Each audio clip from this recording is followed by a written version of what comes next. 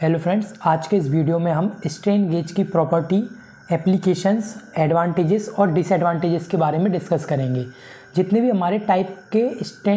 Type के हमारे strain gauge थे, उन स्ट्रेन गेज की हमने पूरी डिटेल स्टडी कर चुके हैं। उसमें हम सभी टाइप उसके देख चुके हैं।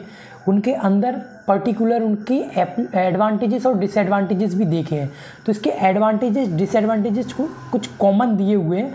बाकी उन वीडियोस में हमने देखा ही था।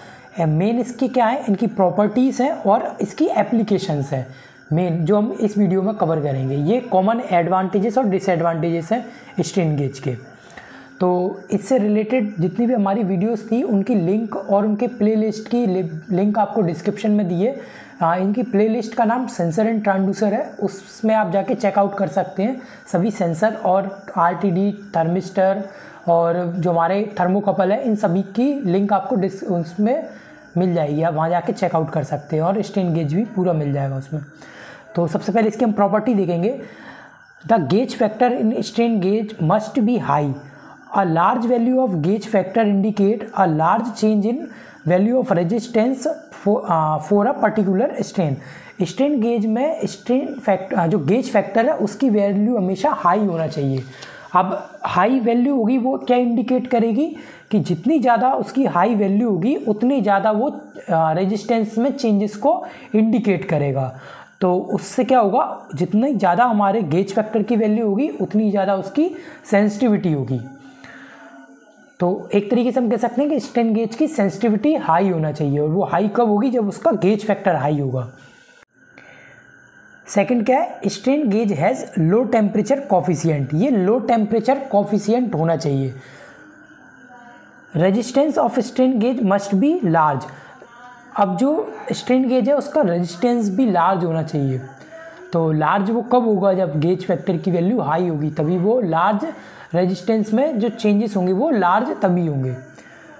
और इसकी लॉन्ग लाइफ होनी चाहिए। मतलब जो भी हम स्ट्रेन गेज यूज़ कर रहे हैं, उसको हम एक लॉन्ग टाइम तक या लॉन्ग टाइम पीरियड तक हम उसे यूज़ कर सकें, तो उसकी लॉन्ग लाइफ होना चाहिए। अब इनकी कॉस्ट जो होती है वो मॉडरेट होती है। कुछ हमने टाइप में देखा था, कुछ इनएक्सपेंसिव भी होते हैं, कुछ एक्सपेंसिव भी होते हैं। तो वो मॉडरेट होती है इनकी जो कॉस्ट है। सेकंड इसका जो इम्पोर्टेंट है हमारा, वो है एप्लीकेशंस। इसका फर्स्ट है measuring stress on circuit board. Circuit boards में भी हम इनका यूज़ करते हैं स्ट्रेस को मेज़र करने के लिए। क्या है, some very small strain gauges can measure strain on electric circuit board. जो सर्किट बोर्ड होते हैं, उसमें सम छोटे छोटे स्ट्रेन गेजेस का यूज़ करते हैं, जो कि स्मॉल स्ट्रेंस की वैल्यू को भी मेज़र करने के लिए हम वहाँ इसका यूज़ करते हैं। एरोस्पेस एप्लीकेशंस, एरोस्पेस एप्लीकेशंस में भी इनका यूज़ होता है। Strain gauge can be bounded to the load bearing components with aircraft to measure any stress और स्ट्रेन। किस एयरक्राफ्ट में स्ट्रेन और स्ट्रेस को मेज़र करने के लिए जो बेयरिंग कंपोनेंट्स उसमें यूज़ हो रहे हैं, उनके कारण जो स्ट्रेस अप्लाई हो रहा है, उसको मेज़र करने के लिए हम स्ट्रेन गेज का यूज़ करते हैं। इसका नेक्स्ट है इन एरोप्लेन्स में भी हम स्ट्रेन गेज का यूज़ करते हैं। Strain gauges can monitor the wing deflection और deformation during flight to ensure it is safe.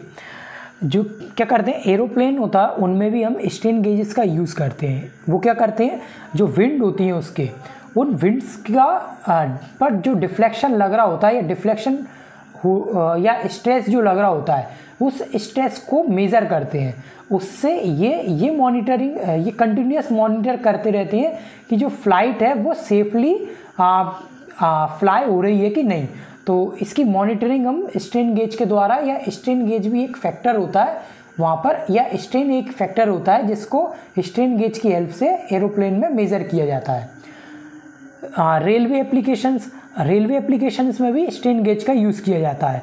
Strain gauge can be bounded to the railway lines themselves to monitor and measure the stress the line are under. क्या करते हैं, जो railways होती है, उनकी जो line होती है या रेलवे ट्रैक्स जो होते हैं, उन पर जो स्ट्रेस अप्लाई होता है या उन पर जो स्ट्रेस लगता है, उसको भी हम इन स्ट्रेन गेज की हेल्प से ही मेज़र करते हैं। नेक्स्ट है use within load cell. जो हमारा स्ट्रेन गेज है उसका यूज़ हम लोड सेल के अंदर भी करते हैं। लोड सेल की हेल्प से हम लोड को मेज़र करते हैं। लोड या वेट या किसी क्वांटिटी को जब हमें मेज़र करना होता है तो हम क्या करते हैं, लोड सेल का यूज़ करते हैं। जो लोड सेल होता है वो भी हमारा एक तरीके से स्ट्रेन गेज ही होता है, या उसके अंदर एक स्ट्रेन गेज होता है जो कि वेट या क्वांटिटी को मेज़र करता है। तो ये क्या है, strain gauge are used within load cells the measure the stress और strain the load is under to determine weight और क्वांटिटी। वेट और क्वांटिटी को डिटरमाइन करने के लिए यहाँ पर हम लोड सेल के अंदर स्ट्रेन गेज का यूज़ करते हैं, जो कि स्ट्रेस को में मेज़र करके दिखाता है। तो ये इसके एप्लीकेशंस हो गए। इसके बाद नेक्स्ट है इसके एडवांटेजेस। तो इसके एडवांटेजेस है they are reliable and versatile. जितने भी हमारे टाइप के स्ट्रेन गेज हैं ये रिलायबल होना चाहिए, विश्वसनीय होना चाहिए और वर्सेटाइल होना चाहिए। दे आर एक्यूरेट, ये सभी एक्यूरेट होना चाहिए। They are able to measure strain from micro to micro level in both static and dynamic situation. Dynamic और स्टैटिक सिचुएशन में सभी प्रकार के जो हमारे लोड सेल स्ट्रेन गेज हैं वो माइक्रो टू माइक्रो लेवल, मतलब छोटे से छोटे स्ट्रेस को भी मेज़र करने के लिए ये कैपेबल होना चाहिए, बोथ डायनामिक स्ट्रेस को भी और स्टैटिक स्ट्रेस को भी। इसका एडवांटेजेस क्या है, एक और कि इसमें कोई भी मूविंग पार्ट नहीं होता। जो जितने भी हमारे स्ट्रेन गेज हैं वो माइक्रो लेवल पर भी हमें स्ट्रेन्स को मेज़र करने में कैपेबल होते हैं। ईजी टू हैंडल, ये ईजी टू हैंडल होते हैं, इनकी हम आसानी से इन्हें हैंडल कर सकते हैं, या हम ये बोल सकते हैं इनकी कंस्ट्रक्शन सिंपल होती है। इनका कॉमन डिसएडवांटेजेस क्या है, दे आर नॉन लीनियर, ये नॉन लीनियर होते हैं। सेंसिटिव टू टेम्परेचर, टेम्परेचर से ये अफेक्टेड होते हैं। बहुत कम स्ट्रेन गेज ऐसे हैं जो टेम्परेचर से फ्री है, टेम्परेचर से फ्री तो नहीं है पर उन पर कम टेम्परेचर का इफेक्ट पड़ता है। ज़्यादातर सभी टेम्परेचर के प्रति सेंसिटिव होते हैं। तो ये हमारे स्ट्रेन गेज के एप्लीकेशन, प्रॉपर्टी, एडवांटेजेस और डिसएडवांटेजेस थे।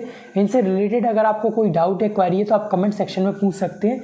एक और मैंने क्वेश्चन इससे पहले वाली वीडियो थी उसमें पूछा था कि अगर जो हमारा सेमीकंडक्टर मटेरियल होता है उसकी कंडक्टिविटी मेटल से कम होती है, मेटल से नहीं, कंडक्टर से कम होती है और इंसुलेटर से ज़्यादा होती है। ये इन दोनों, इनकी कंडक्टिविटी इन दोनों के बीच लाया करती है, इन दोनों के बीच ही कंडक्टिविटी होती है। तो फिर भी हम सेमीकंडक्टर मटेरियल का यूज़ क्यों करते हैं?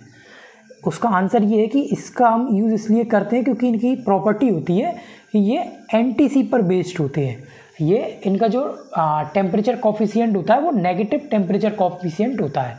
नेगेटिव टेम्परेचर कॉफिशिएंट क्या है कि जैसे जैसे इसका टेम्परेचर इंक्रीज़ होता है उसकी रेजिस्टिविटी या रेजिस्टेंस की जो वैल्यू है वो डिक्रीज़ होती है। अब रेजिस्टेंस डिक्रीज़ होगा तो उस कारण क्या होगा, हमारा जो V = IR है, ओम का लॉ, वो क्या कहता है, जैसे जैसे ये क्या कहता है कि जैसे जैसे अगर हम करंट की वैल्यू को बढ़ाएंगे तो रेजिस्टेंस की वैल्यू डिक्रीज़ होगी, या रेजिस्टेंस की वैल्यू को डिक्रीज़ करेंगे तो करंट की वैल्यू इंक्रीज़ होगी। तो यहाँ पर हमारे टेम्परेचर के साथ क्या होगा, जैसे ही टेम्परेचर का इस पर इफेक्ट पड़ेगा या टेम्परेचर के कारण इसका रेजिस्टेंस क्या होगा, डिक्रीज़ हो जाएगा। और जब डिक्रीज़ होगा तो उस टाइम करंट की जो वैल्यू होगी वो क्या होगी, इंक्रीज़ होगी। तो इसके कारण क्या होगा, हमारा जो कंडक्टिविटी होगी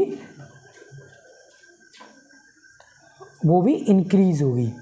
जबकि अगर हम कंडक्टर का यूज़ करते हैं तो कंडक्टर क्या होते हैं, पीटीसी पर बेस्ड होते हैं, पीटीसी पर बेस्ड होते हैं, उनका पॉजिटिव टेम्परेचर कॉफिशिएंट होता है। तो पॉजिटिव टेम्परेचर कॉफिशिएंट क्या होगा, जैसे जैसे टेम्परेचर की वैल्यू इंक्रीज़ होगी उसके रेजिस्टेंस की वैल्यू भी उसके करस्पॉन्डिंग इंक्रीज़ होती जाएगी।